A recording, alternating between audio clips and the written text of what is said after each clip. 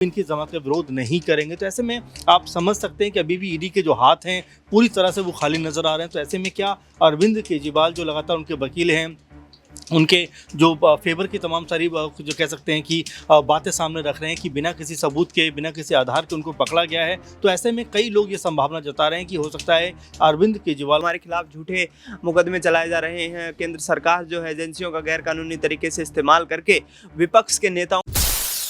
नमस्कार, मैं नाज़मीन खान और आप देख रहे हैं SPN 9 न्यूज। आप सभी का बहुत बहुत स्वागत है मेरे खास प्रोग्राम बात सच की में। आम आदमी पार्टी पर जो मुश्किलों के बादल मंडराते हुए नजर आ रहे थे वो कहीं ना कहीं अब छटते हुए भी दिखाई दे रहे हैं, क्योंकि आम आदमी पार्टी के राज्यसभा सांसद संजय सिंह जैसे ही तिहाड़ जेल से 3 अप्रैल को बाहर आते हैं, वैसे ही तस्वीरें साफ हो जाती हैं कि संजय सिंह अभी भी दहाड़ते हुए नजर आ रहे हैं। संजय सिंह का रुतबा, संजय सिंह जिस तरीके से भारतीय जनता पार्टी को मुंह तोड़ जवाब देते हुए नजर आते थे, संजय सिंह डरते हुए बिल्कुल भी नजर नहीं आए। तमाम तरीके से संजय सिंह ने भारतीय जनता पार्टी पर निशाना साधा। इसी के साथ साथ एक बड़ा इशारा भी दिया कि अब तिहाड़ जेल से रिहा होने की बारी अरविंद केजरीवाल और मनीष सिसोदिया की है। वैसे ही दिल्ली के मुख्यमंत्री अरविंद केजरीवाल की आज दिल्ली हाई कोर्ट में पेशी है। अरविंद केजरीवाल को बेल मिलेगी या सजा मिलेगी, इसको लेकर आज एक बड़ा फैसला सुनाया जाएगा।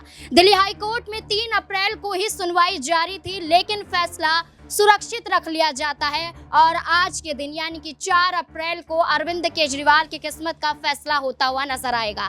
इससे जुड़े हुए तमाम सवाल यहां पर बनते हैं। न्यूज रूम में मौजूद हैं, सवाल के जवाब खंगालने की कोशिश करेंगे। अमन सर मेरे साथ मौजूद हैं। अमन सर, पहले तो आपका बहुत बहुत स्वागत है। सर, अरविंद केजरीवाल की बात करें, लोकसभा चुनाव से ठीक पहले गिरफ्तारी हो जाती है शराब घोटाले मामले में, लेकिन जैसे ही संजय सिंह बाहर आए वैसे ही उम्मीद जागती हुई नजर आ रही है कि अरविंद केजरीवाल को राहत मिल सकती है। हाई कोर्ट में आज पेशी है, क्या लगता है अरविंद केजरीवाल रिहा हो पाएंगे? देखिए, बिल्कुल जाहिर सी बात है कि आम आदमी पार्टी को उम्मीद तो बेशक बढ़ गई है कि जिस तरह से संजय सिंह को जमानत मिली, उसके बाद हो सकता है कि अरविंद केजरीवाल को भी जमानत मिल जाए, क्योंकि कई तरह के कारण बताए जा रहे हैं। एक तो उनकी तबीयत जो है वो काफ़ी ज़्यादा ख़राब बताई जा रही है, क्योंकि लगभग 7-8 दिन के अंदर उनका जो वज़न है वो लगातार कम हुआ है। तकरीबन आप मान के चलिए 4.5-5 किलो के आसपास जो बताया जा रहा है कि उनका वज़न कम हो चुका है। तो हो सकता है कि मेडिकल आधार पर उनको जमानत मिल जाए। इसके अलावा जो सबूतों की लगातार बात हो रही है कि क्या उनके खिलाफ कोई पुख्ता सबूत हैं जो अदालत के अंदर रखे जाएंगे और उन पे जो तमाम जो कह सकते हैं आरोप लगाए गए हैं वो कहीं ना कहीं साबित होते हुए नजर आएंगे।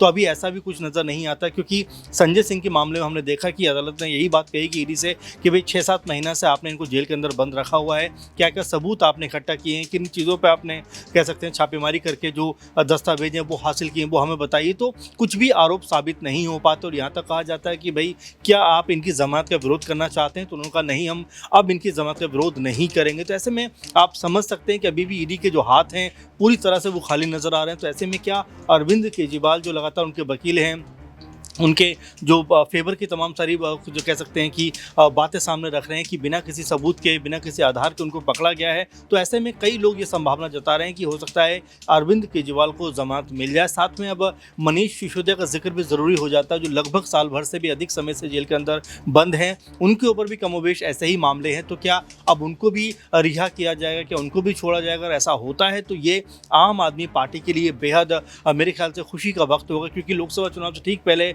और दिल्ली में जो चुनावी माहौल बन रहा है उस दौरान अगर उनके 2-3 बड़े नेता जेल से बाहर होते हैं तो मेरे ख्याल में उनको माहौल बनाने में और खासकर बीजेपी को घेरने में यहाँ से मदद मिल सकती है। एक और सवाल रहेगा कि सर, जो सौरभ भारद्वाज हैं आम आदमी पार्टी के, वो बांसुरी स्वराज पर बड़ा आरोप लगाते हुए नजर आते हैं, भारतीय जनता पार्टी पर आरोप लगाते हैं, कहते हैं कि ईडी की लिस्ट में वकील के तौर पर बांसुरी स्वराज का नाम देखा गया था। बाद में ईडी अपनी गलती को स्वीकार करती हुई नजर आती है, लेकिन सौरभ भारद्वाज कहते हैं कि आप देखिए कि भारतीय जनता पार्टी, ईडी बिल्कुल अलग नहीं है। अगर निष्पक्ष की बात करते हैं कि निष्पक्ष हैं, वो यहाँ पर स्वतंत्र रूप से काम करते हैं, तो आखिरकार नाम कैसे यहाँ पर आगे आए? देखिए, बिल्कुल पहले भी ये बात उठती रही कि भाई ईडी मान लीजिए कोई फैसला करती है, कोई किसी को गिरफ्तार करती है तो वो एक संवैधानिक एजेंसी है, वो गिरफ्तार कर सकती है। लेकिन उससे पहले जो बीजेपी के तमाम सारे नेता हैं वो इसको लेकर लगातार हल्लेबाजी करते हैं, लगातार बयानबाजी करते हैं, लगातार ऐसी बातें रखते हैं सामने जो शायद ईडी के अधिकारियों को रखना चाहिए। तो यही बात जो आम आदमी पार्टी के नेता हैं, चाहे वो सौरभ भारद्वाज या आतिशी हो या और तमाम नेता, वो यही कहते हुए नजर आते हैं कि भाई बीजेपी को इतना आखिर उत्साहित होते हुए क्यों देखा जा रहा है कि अगर कोई आरोप जो है आम आदमी पार्टी के जो नेता है उनके ऊपर लगा हुआ भी है तो कम से कम ईडी को जांच पड़ताल करने का हक है। अगर वो जांच पड़ताल कर रही है तो आखिर बीजेपी इतना खुश क्यों है? उनको पहले से कैसे पता होता है कि अरविंद केजरीवाल हो या संजय सिंह हो या मनीष सिसोदिया हो, ये सब जेल के अंदर जाएंगे? तो ऐसे कई सारी जो बातें हैं वो लगातार होती हुई नजर आती हैं। आपको याद होगा कि जो बीजेपी के एक और सांसद निशिकांत दुबे हैं झारखंड से, वो भी लगातार ईडी के फैसला आने से पहले ही तमाम सारी बातें कहते हुए नजर आते हैं। तो जो सवाल है, जो मंशा है, वो ये समझ में आती है कि क्या उनको पहले से इन्फॉर्मेशन मिल जाती है, उसके आधार पर इतनी सारी बातें कहते हुए नजर आते हैं। और यही बात है कि हर कोई जो इसको सियासी कह सकते हैं एक माहौल के तौर पर भी देखता है कि जिससे लोकसभा चुनाव है, क्या उसको मद्देनजर रखते हुए अरविंद केजरीवाल को गिरफ्तार किया गया है। और चूंकि संजय सिंह के खिलाफ आज ये बात हो रही है कि भाई उनके खिलाफ पुख्ता सबूत नहीं थे, इसीलिए ईडी ने कोई विरोध नहीं किया, तो ये सबूत तो 2 महीने पहले भी नहीं थे। तो क्या पार्टी के अंदर भी एक तरीके से 2 हिस्से करने का प्रयास किया जा रहा है? क्योंकि आप अगर देखें तो संजय सिंह का बाहर आने का मतलब है कहीं ना कहीं वो इस समय जो कह सकते हैं कि मौजूदा वक्त में जो बाहर अगर हम बात करें नेताओं की, तो संजय सिंह सबसे बड़ा नाम है। तो क्या आने वाले दिनों में पार्टी की कमान उनके हाथों में जाती हुई नजर आएगी और क्या एक बड़ा चेहरा बनकर वो सामने आएंगे? अगर अरविंद केजरीवाल नहीं छूटते हैं तो क्या, क्योंकि पत्नी उनकी सुनीता जो है उनको लेकर ये कहा जा रहा है कि भाई परिवारवाद की जो राजनीति है उसको शायद वो आगे नहीं बढ़ाएंगी, तो हो सकता है संजय सिंह का नाम इसमें सीएम पद के निकल के सामने आता हुआ नजर आए। और यहाँ पर जो कहा भी जा रहा है कि आम आदमी पार्टी के अंदर हो सकता है इसको लेकर 2 हिस्सों में गुट बढ़ते हुए नजर आए। जी बिल्कुल, यहाँ पर संजय सिंह को मुख्यमंत्री की रेस में भी देखा जा रहा है, लेकिन राजनीतिक गतिविधियों से दूर रहने की सलाह संजय सिंह को कोर्ट की तरफ से भी दी गई है। लेकिन कहीं ना कहीं संजय सिंह आगे भी तो बढ़ेंगे। ये गतिविधियों पर जो रोक लगाई गई है वो पुनः से चालू भी की जा सकती हैं। लेकिन अभी जो कहा जा रहा है कि तिहाड़ जेल में अरविंद केजरीवाल है, जब तक रिहा नहीं हो जाते हैं, जब तक मुख्यमंत्री की कुर्सी किसी न किसी को तो सौंपी जरूर जाएगी। जिसमें सुनीता केजरीवाल की बात करें तो कई बार प्रेस कॉन्फ्रेंस करती हुई भी नजर आई, जिस बात से संकेत दिए जाने लगे कि सुनीता केजरीवाल मुख्यमंत्री की कुर्सी पर काबिज हो सकती हैं। लेकिन अब संजय सिंह जेल से रिहा हो गए हैं तो एक बड़ी रेस देखने को मिल रही है। अक्षय मेरे साथ मौजूद है। क्या ये तस्वीरें दिल्ली में देखने को मिल सकती हैं? क्या संजय सिंह और सुनीता केजरीवाल के बीच में एक रेस देखने को मिल सकती है कि मुख्यमंत्री की कुर्सी पर कौन काबिज हो सकता है अरविंद केजरीवाल के बाद? देखिए, इस बात की यहाँ पर अटकलें लगाई जा रही हैं, लेकिन संभावना कम भी नजर आ रही हैं। अटकलों का कारण ये है कि मुख्यमंत्री अरविंद केजरीवाल जब गिरफ्तार हुए तो सवाल ये लगातार उठ रहा था कि अब मुख्यमंत्री कौन होगा। क्या सबसे पहले तो ये था कि क्या अरविंद केजरीवाल जेल से सरकार चलाएंगे? अगर जेल से सरकार नहीं चलाते हैं तो मुख्यमंत्री बनेगा, और फिर वो होगा कौन? क्या आतिशी सिंह होगी, सौरभ भारद्वाज, या फिर सुनीता केजरीवाल? उसके बाद जिस तरीके से सुनीता केजरीवाल ने दिल्ली के रामलीला मैदान में आयोजित मंच को संबोधित किया और एक प्रकार से यहाँ मंच पे भी बढ़ चढ़ के आगे वो रही। इसके अलावा जिस तरीके से पति के अरविंद केजरीवाल की गिरफ्तारी के बाद से लगातार जितना वो सक्रिय नजर आई, उसके बाद से ही लगातार ये संभावना बढ़ गई कि सुनीता केजरीवाल ही मुख्यमंत्री होंगी अगर अरविंद केजरीवाल मुख्यमंत्री का पद छोड़ते हैं। लेकिन तब ही यहाँ आम आदमी पार्टी के राज्यसभा सांसद संजय सिंह को सर्वोच्च न्यायालय जमानत दे देता है, वो जेल से बाहर आ जाते हैं। फिर सवाल बनता है कि अब अरविंद केजरीवाल की पत्नी सुनीता केजरीवाल मुख्यमंत्री होगी या फिर यहाँ पर संजय सिंह? तो उसके बाद भी संभावना यहाँ पर सुनीता केजरीवाल की ही ज्यादा है, क्योंकि देखिए अगर यहाँ पर अरविंद केजरीवाल की इस गिरफ्तारी का एक प्रकार से आम आदमी पार्टी बीजेपी के खिलाफ चुनावों में फायदा भी उठाना चाहती है, तो उसमें सुनीता केजरीवाल मुख्यमंत्री बने वो ज्यादा फायदेमंद साबित होगा संजय सिंह की तुलना में। साथ ही साथ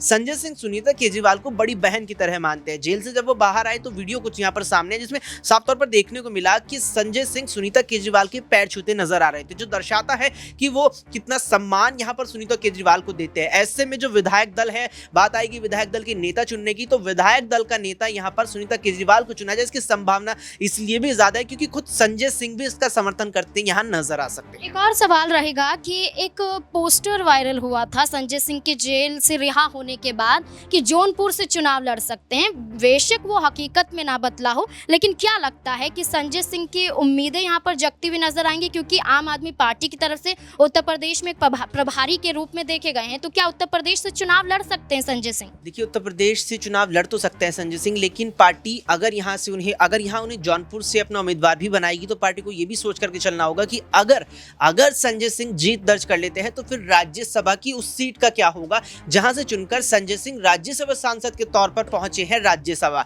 तो इस बात में यहाँ चर्चाएं तो काफी है, प्रभारी भी है और पहली बार नहीं है, इससे पहले भी यहाँ उत्तर प्रदेश की जिम्मेदारी आम आदमी पार्टी की तरफ से संजय सिंह संभाल चुके हैं, मूल रूप से रहने वाले भी उत्तर प्रदेश के ही है। तो ऐसे में अच्छी खासी वर्चस्व भी वो अपना भी रखते हैं और साथ ही उनका कुछ हद तक राजनीतिक रसूख खुद का भी है उत्तर प्रदेश में, जो उनका यहाँ समर्थन आम चुनावों में करता नजर आ सकता है। लेकिन पार्टी अगर यहाँ राज्यसभा सीट के दृष्टिकोण से देखे तो संजय सिंह को वहां से उम्मीदवार किसी भी हाल में नहीं बनाएगी, क्योंकि पार्टी ये चीज निश्चित तौर पर लेके चलेगी कि अगर यहाँ पर संजय सिंह जीत जाते हैं तो यहाँ पर राज्यसभा की सीट भी जा सकती है। यहाँ पर संजय सिंह की चर्चा होती हुई नजर आई। संजय सिंह के मामले में सुप्रीम कोर्ट में ईडी अधिकारियों ने जमानत का विरोध करने से इनकार कर दिया, लेकिन क्या दिल्ली हाई कोर्ट में ईडी अधिकारी फिर से सरेंडर करते हुए नजर आएंगे? जो सबूत संजय सिंह के खिलाफ नहीं मिले तो अरविंद केजरीवाल के खिलाफ क्या मिल पाएंगे, ऐसा आम आदमी पार्टी का कहना है। दिनेश मेरे साथ मौजूद है, जानने की कोशिश करेंगे कि क्या अरविंद केजरीवाल के मामले में भी हाई कोर्ट की बात करें तो क्या ईडी अधिकारी वहां भी अपनी गलती स्वीकारते हुए नजर आएंगे? क्या लगता है दिनेश,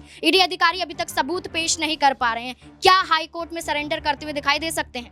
देखिए, जिस तरीके से लगातार आम आदमी पार्टी के लिए गले की फांस बनी हुई है शराब नीति घोटाला मामला, और संजय सिंह को अब जो जमानत मिली है वो कहीं ना कहीं एक राहत की खबर है। चुनाव से पहले बेबाक अंदाज में अपनी बात रखते हैं संजय सिंह ने। कल भी जिस तरीके से प्रेस कॉन्फ्रेंस की, अपने कार्यकर्ताओं को संबोधित किया, ये कहा कि हमारे खिलाफ झूठे मुकदमे चलाए जा रहे हैं, केंद्र सरकार जो है एजेंसियों का गैरकानूनी तरीके से इस्तेमाल करके विपक्ष के नेताओं को जेल में डाल रही है और तानाशाही पूर्वक सरकार चला रही है। ऐसे में प्रधानमंत्री नरेंद्र मोदी को तानाशाह बताते नजर आए। लेकिन अब देखना ये होगा कि संजय सिंह तो बाहर आ चुके हैं क्योंकि उनके सम्मिलित होने की उस मामले में बात कही गई, लेकिन मुख्यतः देखा जाए तो मनीष सिसोदिया आबकारी मंत्री थे उस वक्त जब दिल्ली में नई शराब नीति का जो मामला यहाँ पर कानून में बदलाव किया गया, उस वक्त वो मंत्री थे। और ऐसे में कहीं ना कहीं जो पूरी गाज यहाँ पर गिरती हुई नजर आ सकती है वो मनीष सिसोदिया पर आ सकती है, क्योंकि उनका मंत्रालय था। यहाँ पर कैलाश गहलोत की ड्राफ्टिंग की बात नजर आती है, जो कॉन्स्पिरेटर के रूप में देखा जाता है अरविंद केजरीवाल को। लेकिन मुख्यतः जो मनीष सिसोदिया हैं उनकी मुश्किलें अभी कम होने का नाम नहीं ले रही हैं। सुप्रीम कोर्ट ने हालांकि एक दिन के लिए